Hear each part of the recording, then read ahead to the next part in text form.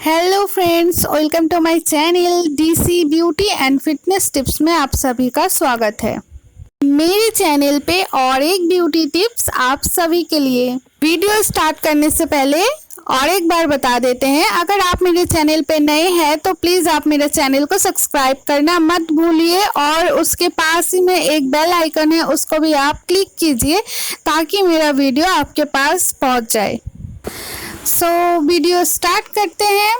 आप अपना बेस लगाने के लिए जो ब्यूटी ब्लेंडर है वो एकदम परफेक्ट होता है उसको बेस को सेट करने के लिए। तो आप उसको ऐसे ही पैकेट से निकाल के नहीं यूज़ करना है उसको, क्योंकि वो बहुत ही ड्राई होता है और अपना फाउंडेशन जो है उसको है सोक कर लेता है। तो आपको मैं रिजल्ट दिखाई देती हूँ, तो आप देख सकते हैं कि मैं फाउंडेशन को यूज़ करूँगी, लगाऊंगी फाउंडेशन अपने फेस पे। तो जो ब्यूटी ब्लेंडर है वो बिल्कुल ही एकदम सूखा है, मतलब ड्राई है, तो वो कैसे सोक कर लेता है और पैची हो जाता है आपका मेकअप।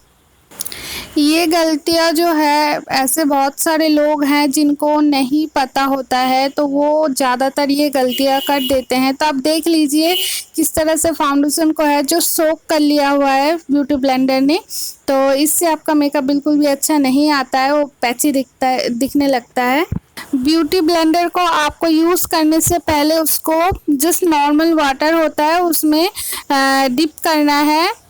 ब्यूटी ब्लेंडर जो है, अगर आपका ये पुराना है, नया नहीं है, बहुत बार यूज़ किया हुआ है, तो फिर आप इसको नॉर्मल ही फेस वॉश या फिर कोई भी शैम्पू से आप इसको धो सकते हैं।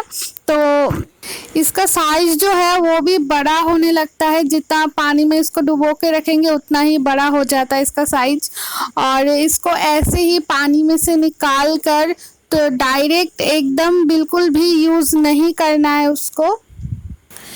इसका जो पानी है उसको अच्छे से हमें निकालना है, बहुत ही अच्छे से उसको निकालना है उसका पानी।